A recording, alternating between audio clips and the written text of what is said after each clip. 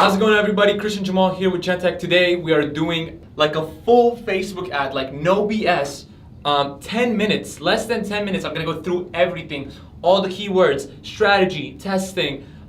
You can go literally from beginner to intermediate to, like, let's say someone that is experienced in Facebook ads by the end of this video. That was kind of my goal. Obviously, the only way you can get experience and become an expert is by actually going and testing and doing things yourself. However, without further ado, let's get into it.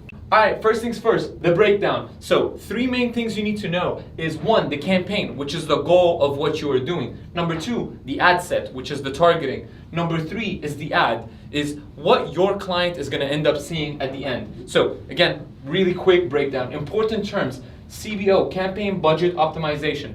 That means that you give the campaign or your goal a certain budget, and then you're able to run with that budget for that specific goal. So basically, Facebook will select how much to spend on each targeting. It kind of likes to optimize towards whichever one is gonna waste less of your money and get you better results. So ABO is more or less the same concept, but for ad sets. So you are setting your budget per target audience. So instead of setting $100 a day on one campaign that includes 10 ad sets, you're able to spend the exact same amount by spending $10 a day on each targeting, which will eventually, if you had 10 ad sets, spend $100 a day. So you're spending the same amount, but now you know exactly which target audience is converting for you. I like to start with ABO and then move on to CBO once you know what ad sets actually are converting for you. So next thing, CPM, cost per mil, is a very, very important number to know, and it is what is it costing you to reach 1,000 people or getting in front of 1,000 people. It's 1,000 impressions.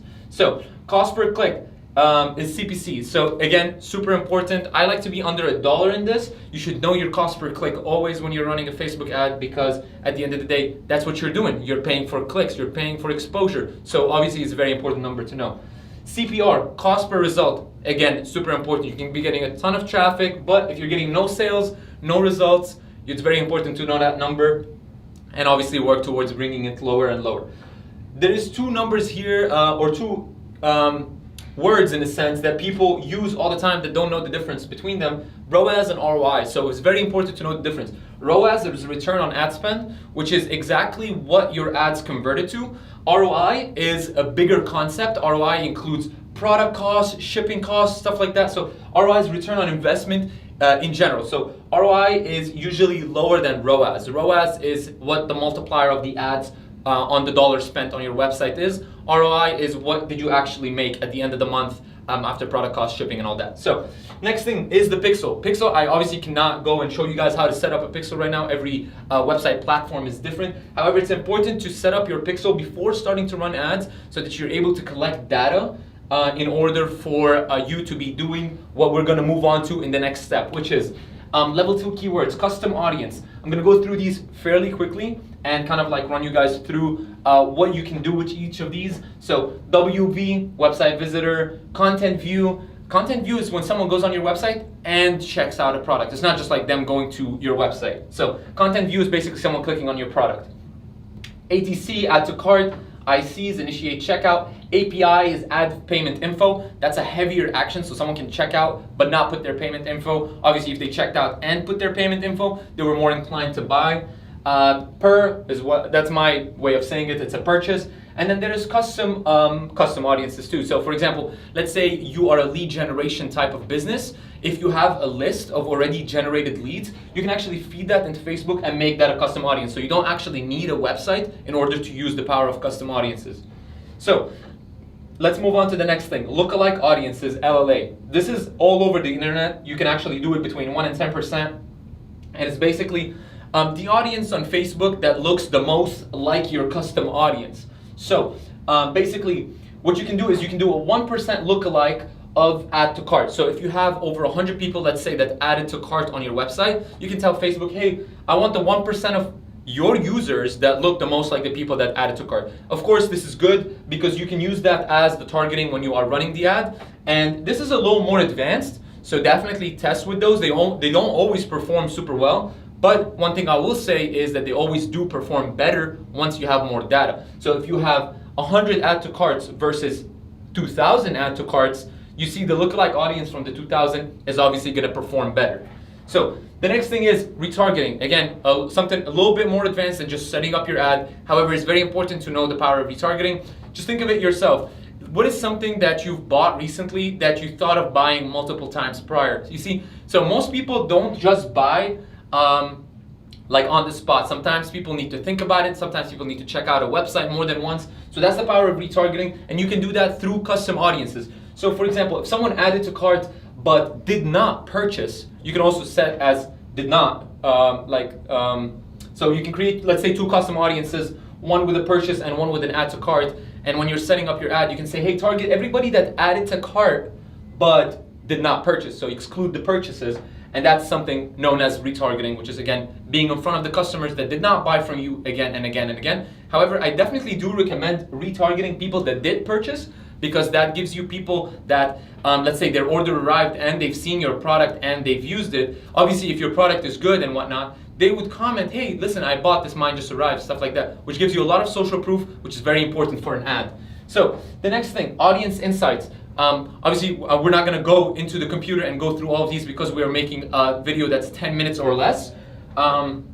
So audience insights is other interests of your audience. So for example, if you are like a business person, your audience is more, like, very likely interested in Gary Vee, but are they going to be interested in Christian Jamal? They might not know me because I'm much smaller. However, more or less, the content is a similar concept. So again, micro niches, micro influencers, micro stuff like that always performs really well. So it's important to know what other interests your target audience is doing. So just to give you another quick example that might make a lot more sense. So someone that is interested in fitness will also be interested in healthy food, and specifically, like, let's say, meal prep companies.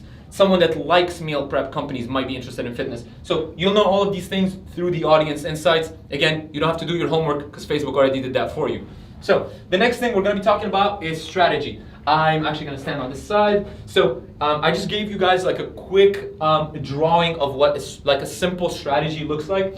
One campaign, multiple ad sets, multiple ads within each ad set. So this is a quick checklist for your ad to make sure that it is performing at its optimal potential. So I do 4 boxes that need to be checked at all times, and that will get you between 10 and 30 ads. So you need an offer, you need urgency, you need a call to action, and you need content. I've actually created a whole separate video about this specifically, so feel free to go check that out. So just to give you an example, so if you don't have a lot of content, you have 5 images and you create 5 copies, congrats.